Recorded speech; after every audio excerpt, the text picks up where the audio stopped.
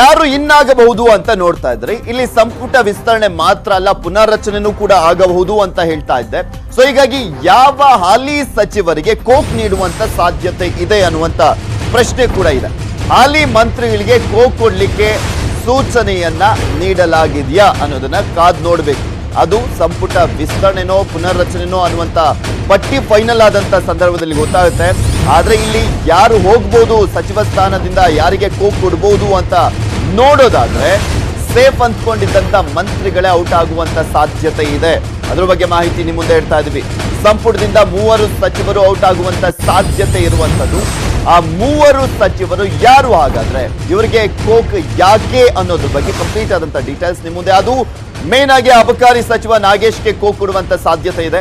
ಮಹಿಳಾ ಮತ್ತು ಮಕ್ಕಳ ಕಲ್ಯಾಣ ಸಚಿವರಾಗಿರುವಂತಹ ಶಶಿಕಲಾ ಜೊಲ್ಲೆ ಅವರಿಗೆ ಕೋಕ್ ನೀಡುವಂತ ಸಾಧ್ಯತೆ ಇರುವಂತದ್ದು. ಅದೇ ರೀತಿಯಾಗಿ ಪಶು ಸಂಗೋಪನಾ ಸಚಿವ ಪ್ರಭು ಚೌಹಾಣ್ ಅವರು ಕೂಡ ಈ ಒಂದು ಲಿಸ್ಟ್ ನಲ್ಲಿ ಇದ್ದಾರೆ ಅಂತ ಹೇಳಲಾಗ್ತಾ ಇದೆ. ಹಿಂದೆ ಸಿಸಿ ಪಾಟೀಲ್ ಅವರ ಹೆಸರು ಕೂಡ ಇತ್ತು.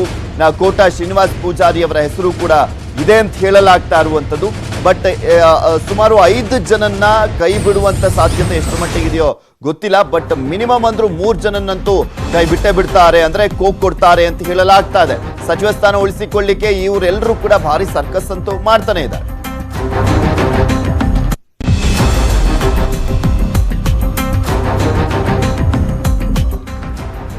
ಯಡಿಯೂರಪ್ಪನವರು ಏರ್ಪೋರ್ಟ್ಗೆ ಬಂದಿಳಿಯುತ್ತಲೇ ಸಿಎಂಗೆ ಕಾಲ್ ಬರುತ್ತೆ.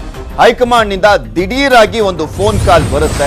ಫ್ಲೈಟ್ ಇಂದ ಇಳಿತಿದ್ದ ಹಾಗೆ, ಫ್ಲೈಟ್ ಅಲ್ಲಿ ಬರ್ಬೇಕಾದ್ರಂತೂ ಬರೋದಿಲ್ಲ, ಯಾಕೆಂದ್ರೆ ಫ್ಲೈಟ್ ಮೋಡಲ್ಲಿ ಇರುತ್ತೆ. ಸೊ ಹೀಗಾಗಿ ಅವರು ಇಳಿತಿದ್ದ ಹಾಗೆ ಫೋನ್ ಕಾಲ್ ಬರುತ್ತೆ.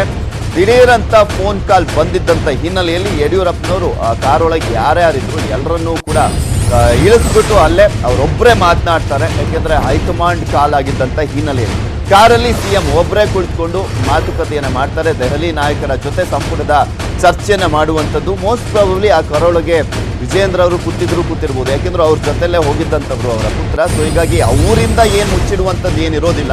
ಸೊ ವಿಜೇಂದ್ರ ಇದ್ರು ಅಂತ ಕಾಣಿಸುತ್ತೆ. ಸಿಎಂ ಬೆಂಗಳೂರು ತಲುಪ್ತಿದ್ದಂತೆ ಬಂದಿರುವಂಥದ್ದು ಈ ಕರೆ. ಕೈಲಿ ಪೇಪರು ಪೆನ್ನನ್ನ ಹಿಡಿದು ಪಟ್ಟಿಯನ್ನ ನೋಡಿ ಸಿಎಂ ಲೆಕ್ಕಾಚಾರ ಕೂಡ ಮಾಡಿದ್ದಾರೆ. ಅಲ್ಲಿ ಯಾರಿಗೆ ಚಾನ್ಸ್ ಸಿಗಬಹುದು, ಯಾರನ್ನ ಬಿಡಬಹುದು, ಯಾರಿಗೆ ಕೋಕನ್ನ ಕೊಡಬಹುದು, ಪುನಾರಚನೆ ಆದ್ರೆ ಯಾವ ಸಚಿವರನ್ನ ಬಿಡಬಹುದು ಅನ್ನುವಂತ ಲೆಕ್ಕಾಚಾರವನ್ನ ಅಲ್ಲಿ ಹಾಕಿದ್ದಾರೆ. ಇದೆಲ್ಲದ್ರ ಬಗ್ಗೆನೂ ಕೂಡ ಕಂಪ್ಲೀಟ್ ಆದಂತ ಡೀಟೇಲ್ಸ್ ಅನ್ನ ನೀಡಲಿದ್ದಾರೆ ನಮ್ಮ ಪ್ರತಿನಿಧಿ ಕೃಷ್ಣ. ದೂರವಾಣಿ ಸಂಪರ್ಕದಲ್ಲಿ ಜಾಯ್ನ್ ಆಗ್ತಾ ಇದ್ದಾರೆ. ಎಸ್ ಕೃಷ್ಣ, ಸೊ ಫೈನಲಿ ಈಗ ಸಚಿವ ಸಂಪುಟ ವಿಸ್ತರಣೆನೋ ಪುನರ್ರಚನೆನೋ ಅನ್ನುವಂಥ ವಿಚಾರಕ್ಕಂತೂ ಒಂದು ಉತ್ತರ ಸಿಗುವಂತ ಸಾಧ್ಯತೆ ಇರುವಂಥದ್ದು. ಅದು ನಾಡಿದ್ದು 13ನೇ ತಾರೀಕು. ಇಲ್ಲಿ 7 ಜನರನ್ನ ಭರ್ತಿ ಮಾಡ್ಕೊಳ್ತೀವಿ ಅಂತ ಹೇಳ್ತಾ ಇದ್ದಾರೆ ಮುಖ್ಯಮಂತ್ರಿಗಳು. ಸೊ ಹೀಗಾಗಿ ಮೋಸ್ಟ್ ಪ್ರಾಬಬ್ಲಿ ಪುನರ್ರಚನೆ ಆಗುವಂತ ಸಾಧ್ಯತೆನೇ ಇದೆ ಅಂತ ಕಾಣಿಸುತ್ತೆ. ಯಾಕೆಂದ್ರೆ 7 ಜನರನ್ನೂ ಕೂಡ ಭರ್ತಿ ಮಾಡ್ಕೊಂಡ್ಬಿಟ್ರೆ ಉಳಿದಿರುವಂತದ್ದು 7 ಸ್ಥಾನಗಳು ಮಾತ್ರ. ಪುನರ್ರಚನೆ ಮಾಡಿದ್ರೆ ಮಾತ್ರ ಸಾಧ್ಯ. ಇಲ್ಲಾಂದ್ರೆ ಮಸ್ಕಿ ಎಲೆಕ್ಷನ್, ಬಸವ ಕಲ್ಯಾಣ ಎಲೆಕ್ಷನ್ ಅಲ್ಲಿ ಹಿನ್ನಡೆ ಆಗುವಂತ ಸಾಧ್ಯತೆ ಕೂಡ ಇರುತ್ತೆ. ಖಂಡಿತವಾಗ್ಲೂ ಪೃಥ್ವಿರಾಜ್, ಸದ್ಯಕ್ಕೆ ಇರುವಂತದ್ದು ಖಾಲಿ 7 ಸ್ಥಾನಗಳು. ಅದರಲ್ಲಿ ಪ್ರಮುಖವಾಗಿ 7 ಸ್ಥಾನಗಳನ್ನು ಕೂಡ ತುಂಬುವುದಕ್ಕೆ ಮುಖ್ಯಮಂತ್ರಿಗಳು ತೀರ್ಮಾನವನ್ನ ಮಾಡಿದ್ದಾರೆ. ಆದ್ರೆ 7 ಸ್ಥಾನವನ್ನು ತುಂಬಿದ್ರು ಕೂಡ ಎಲ್ಲೋ ಒಂದ್ ಕಡೆ ಮುಂದಿನ ಚುನಾವಣೆಗೆ ಬಹಳ ಹಿನ್ನಡೆ ಆಗುತ್ತೆ. 1 ಸ್ಥಾನವನ್ನು ಇಟ್ಕೊಂಡು ಈಗಾಗಲೇ ಏನಂತಂದ್ರೆ ಪ್ರತಾಪ್ ಗೌಡ ಪಾಟೀಲ್ ಅವ್ರಿಗೂ ಕೂಡ ಮುಖ್ಯಮಂತ್ರಿಗಳು ಮಾತನ್ನ ಕೊಟ್ಟಿದ್ದಾರೆ. ನಿನ್ನನ್ನ ಮಂತ್ರಿ ಮಾಡ್ತೀನಿ ಅನ್ನೋ ಮಾತನ್ನ ಕೊಟ್ಟಿದ್ದಾರೆ.